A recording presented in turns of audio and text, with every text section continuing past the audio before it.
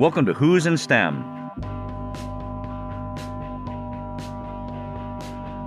I'm Ken Ono, your host and the STEM advisor to the Provost and the Marvin Rosenblum Professor of Mathematics at the University of Virginia.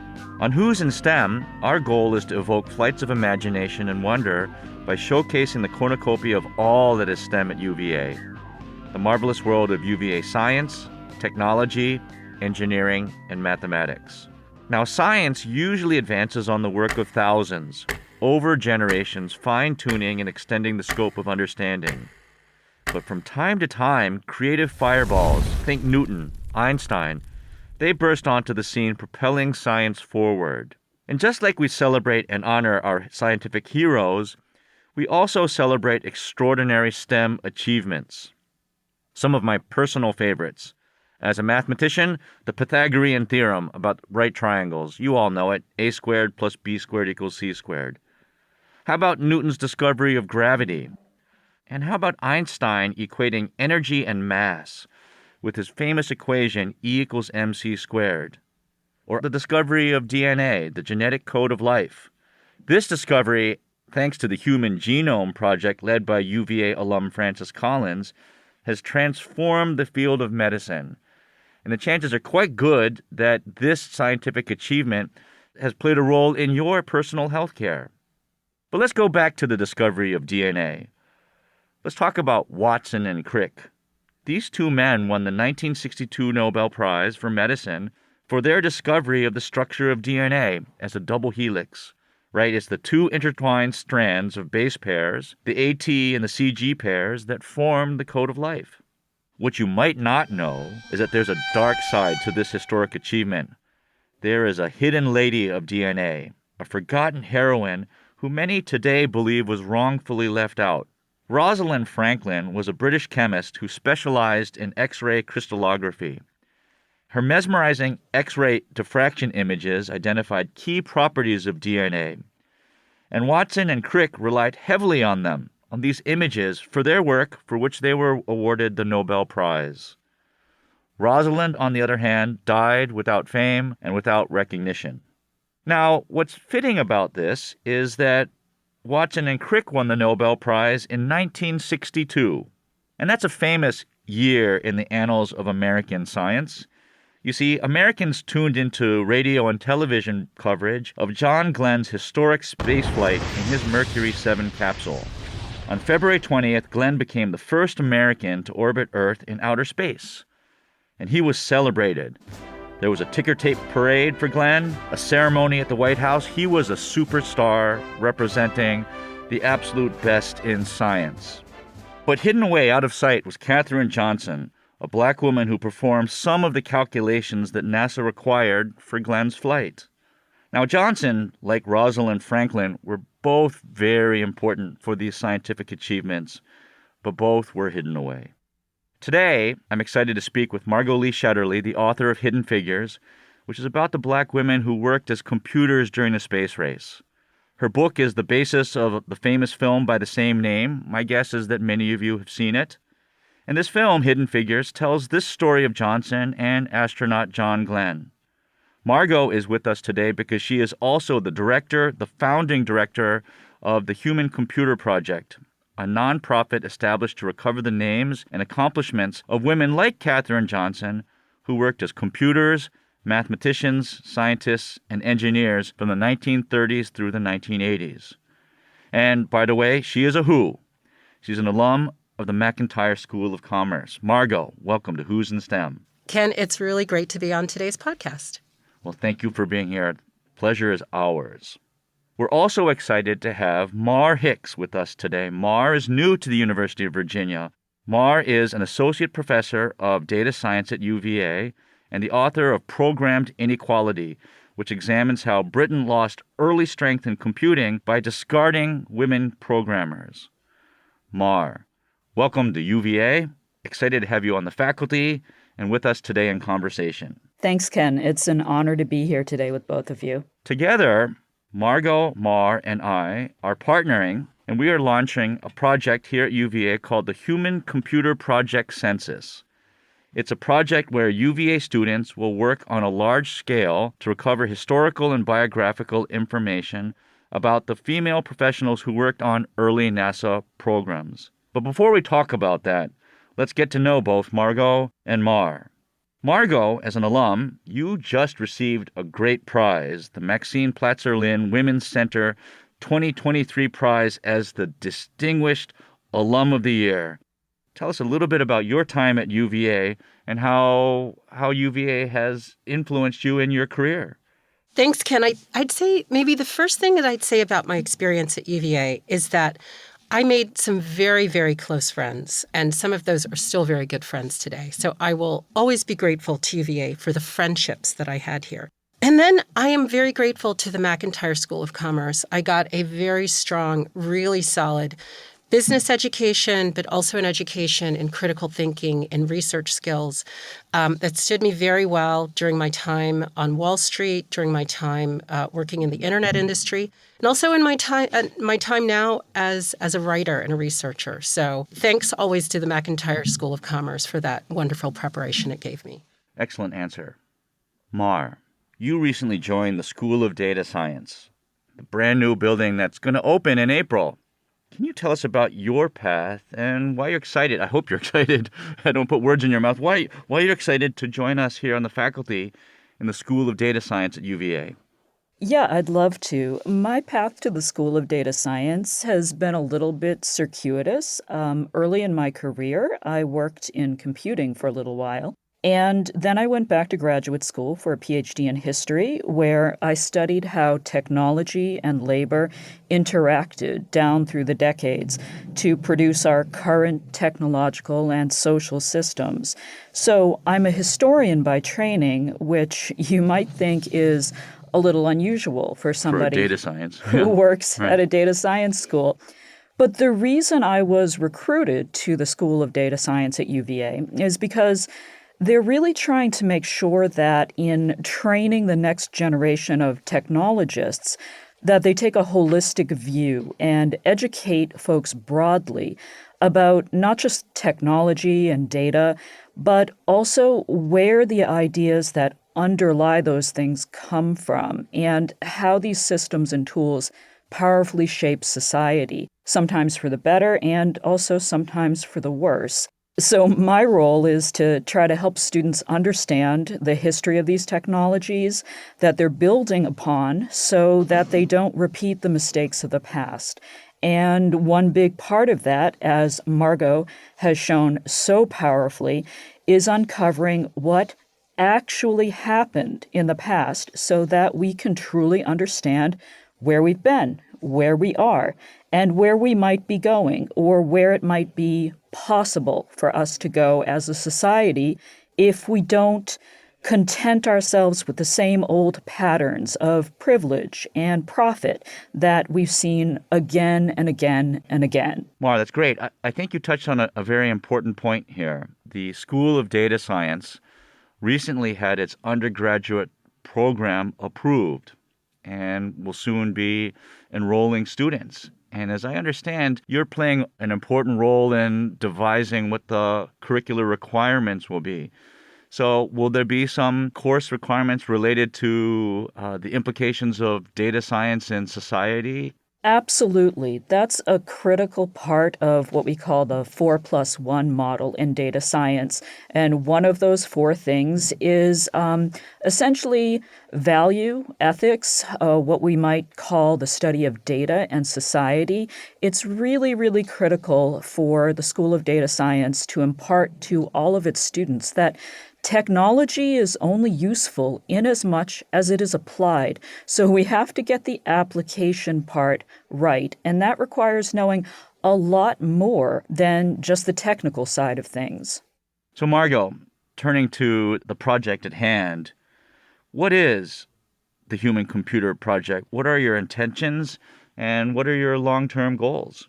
Ken, well, the Human Computer Project really came out of the fact that while the movie was about 3 women and the book was about 4 women, that this really was a story about thousands of women who worked at NASA and in industry, technology, and technical industries in general in the 20th century as computers, mathematicians, data analysts. There were a number of different names for this particular job category, which involved, before electronic computers, doing the computations that were responsible for this kind of bureaucratic, large format research and development that we saw in the space program, that we saw in the communications industry, that we saw in much of the federal government. So the goal of the Human Computer Project is really twofold. One is to recover the stories of the individual women so that, like the book and the movie, like Mar's book, that we recover their stories and the work that they did, their contributions. But the second thing is to really create a large data set, a labor data set, that we look at these women and when they entered the workplace, what their career trajectories were over time, the factors that led to their success, where they met roadblocks, that we really understand them as a labor pool that contributed to the rise of the 20th century. And once we do that, I think that we can draw some conclusions that will help us understand the future, as Mar was talking about, the future of our STEM labor force and the future of the participation of women in the economy.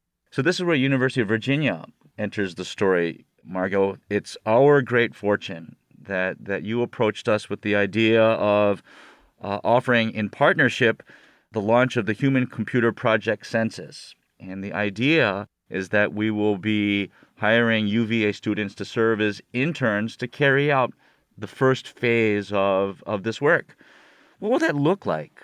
Well, Ken, I've been nursing this project for a number of years, and I am so excited to finally have the opportunity to bring it to fruition with the kind of smart, energetic students that we find here at UVA, especially as a UVA alum. I'm very proud to bring this project here. I think it's a really exciting opportunity because it's interdisciplinary. We're really looking for students, first of all, who have a real interest in this history. What we're going to do is to train these undergraduate students to go out and to recover the information of these women, to write profiles of these women, and then to help take the data that we find about them and contribute that to the data set. So we're going to be looking for people who have very strong independent research skills, who have very good writing skills, who have analytical skills, who are able to take direction and then work independently, who have a creative sense, because a lot of this really does require, finding a door when the window is closed, or I guess opening the window when the door is closed, however you want to put it.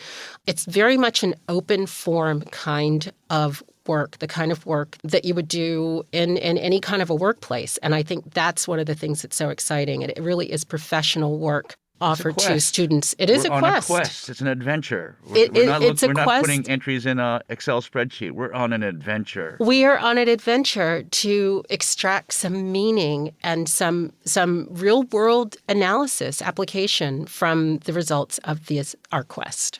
Thank you, Margot. So, Mar, I have to say, when Margot and I were first brainstorming about this idea, you were very quickly brought to our attention. And I think Margot and I were chatting. We are so lucky to have Mar Hicks at the University of Virginia. And I think, Margot, you were even saying, wow, I didn't know she was at UVA. The last time I saw her, she was giving a lecture at Harvard. So Mar, together with Margot, you are a leader in uncovering these stories. Your specialty is in British history, but your expertise is in uncovering and acknowledging the stories of the women computer programmers or women human computers. So tell us, what kinds of activities do you envision being fundamental to the student internship program? Sure. And first, let me just say it's an honor and really a dream come true to be working with the both of you on this project. I was absolutely delighted when I got the email. And the sort of activities that participants in this project are going to be engaged in are going to be really exciting, I think. I'm biased because they're going to be involved in primary historical research, really creating new knowledge. They're going to be reaching back into the past to reshape what we think we know about the history of women in technology. They're going to, as Margot said, work to recover the names of as many women as possible who worked at NASA in this capacity. And then they're going to create biographical sketches and associated data and records and stories about these women.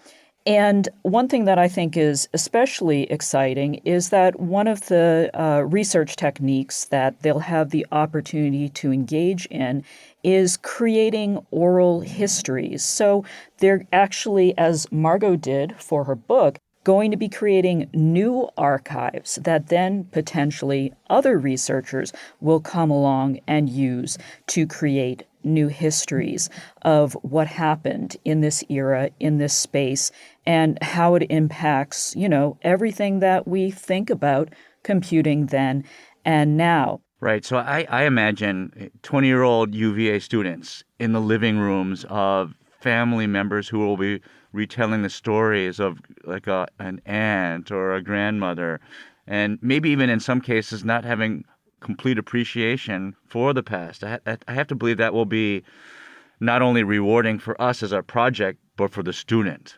certainly for the families. I really think so. And it's funny that you bring up people with aunts and grandmothers and so on, because one of the things that I've run into, and I'm sure Margot has as well, is the minute that we start talking about this sort of thing, people come out of the woodwork to say, oh, my grandmother did stuff like that. My aunt did stuff like that. My mother had a job for a while doing something like that. You can't write fast enough to keep up with the conversation.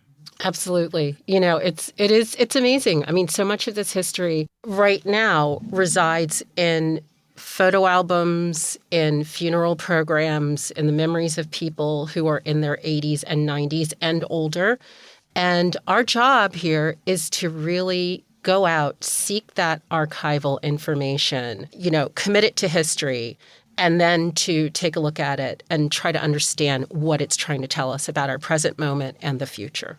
Yeah, there's so much that comes to mind here as I reflect on your comments. And I want to ask, is there someone that you met, that you interviewed along the way, whose story was just so compelling that you couldn't go to bed that night? I mean, could you share with us, both of you, a story of someone you met that just speaks volumes to the importance of this project? One story that really stands out for me, Ken, there was a woman named Dorothy Hoover. And Dorothy Hoover started working in the West Area Computing Unit, the segregated all-black West Area Computing Unit at NASA Langley, then called the Langley Laboratory, in 1943, just like Dorothy Vaughan. And so when I was doing my research, and doing the research from the 1940s to the 1950s and looking at a lot of the NASA source documents, I kept turning up information about this woman in memos who was a GS9 research scientist back in 1951.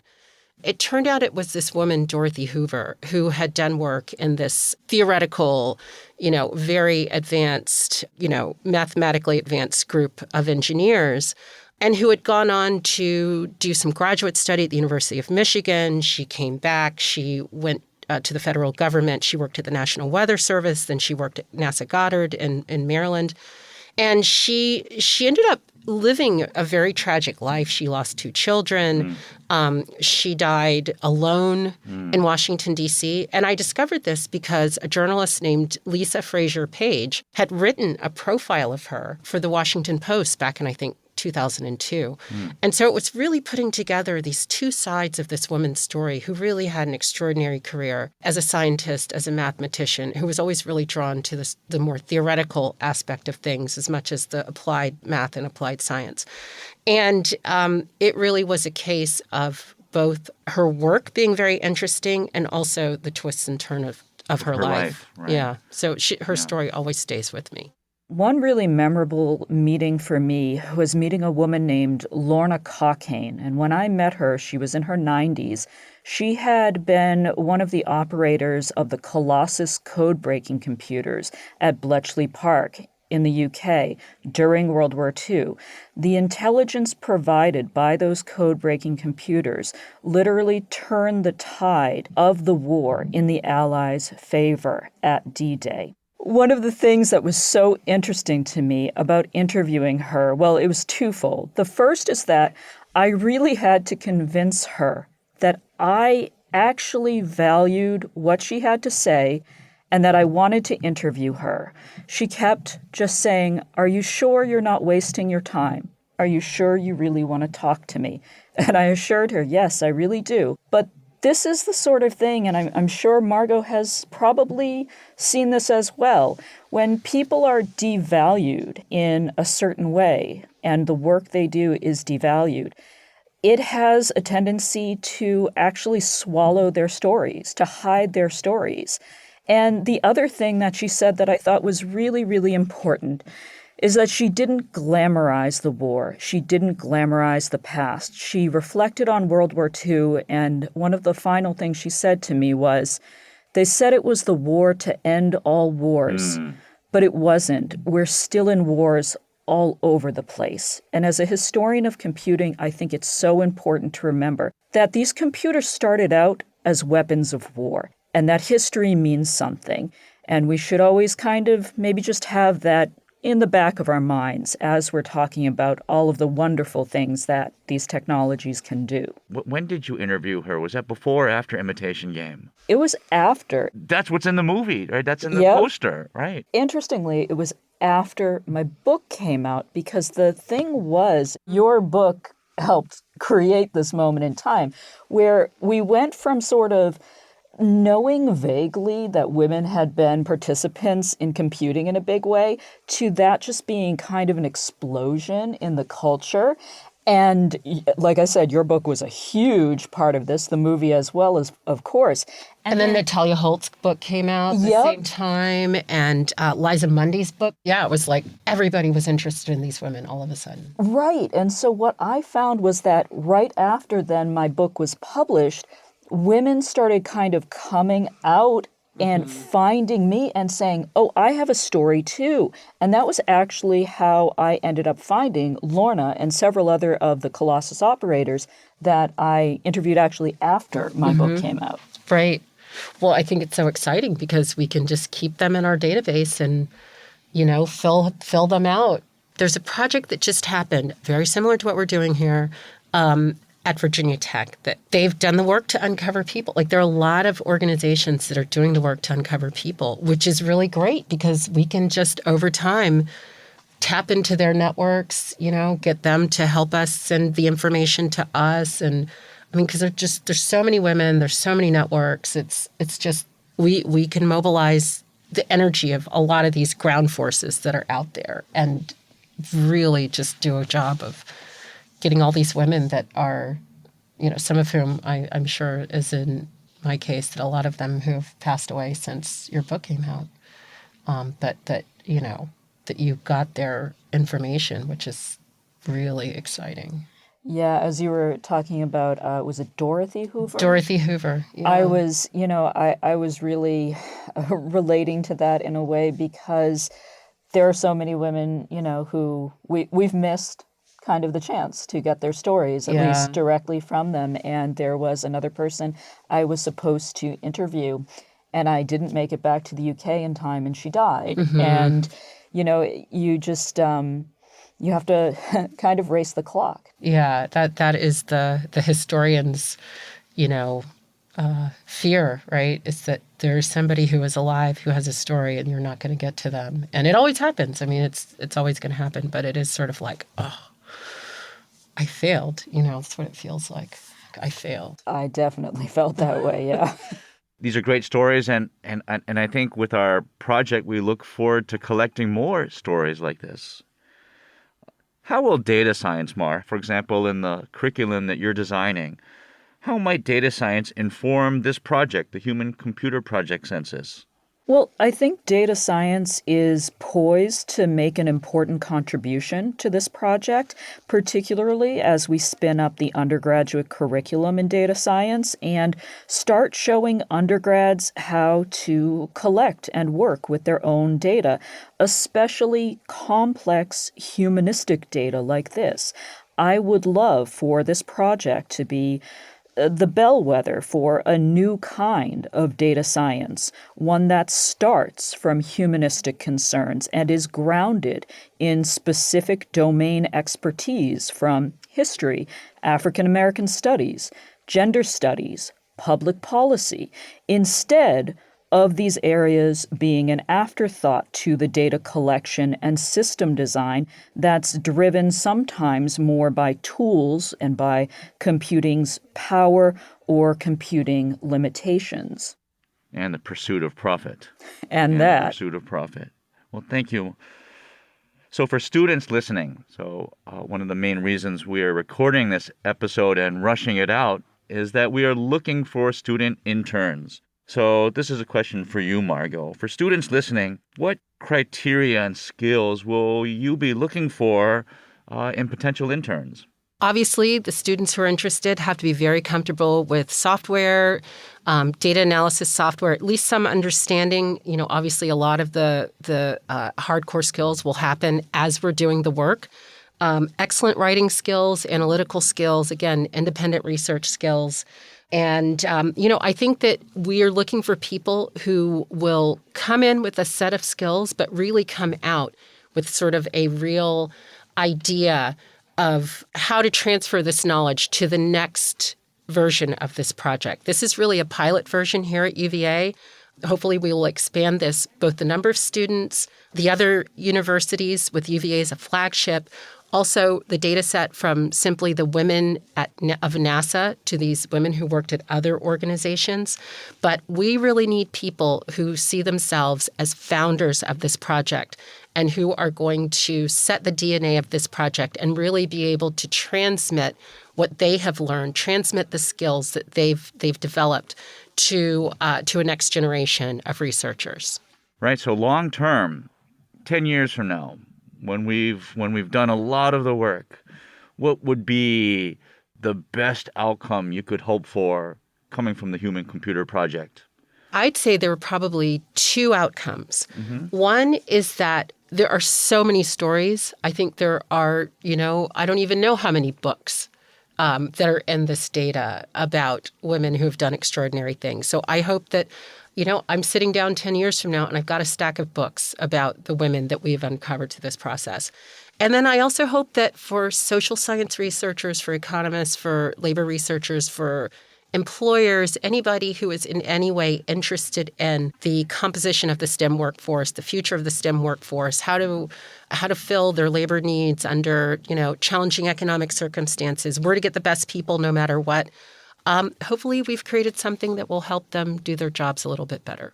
And one of the outcomes that I'm really excited about, and hopefully, at some point this spring we'll be able to provide more details, we are going to be collecting a huge amount of information, and we are going to need expertise in curating and in preserving that information. So we have strong interest from a large, well-known museum partner that hopefully will help us to really come up with a long-term preservation strategy for the stories and the data that we're collecting. Great. So everyone stay tuned. Now, the logistics. Mar, what do students have to do to apply to the program?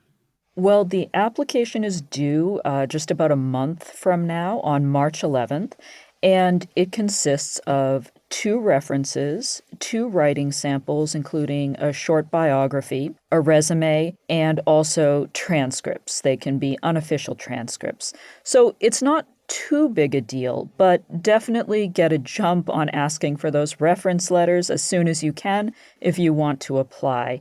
You can find all the application details on the website, which will be linked in the show notes for this episode. So everybody, if you're thinking of applying, March 11th is a deadline, and if you're not thinking of applying but know someone that you think would be passionate about this work, and make no mistake, this is a passion project, please spread the good word.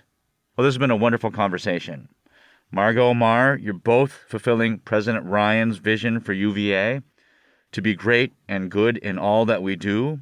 Thank you both for your commitment to unearthing and celebrating the often overlooked contributions of women in STEM. And I'm Ken Ono, STEM advisor to the Provost and the Marvin Rosenblum Professor of Mathematics, and you've been listening to Who's in STEM.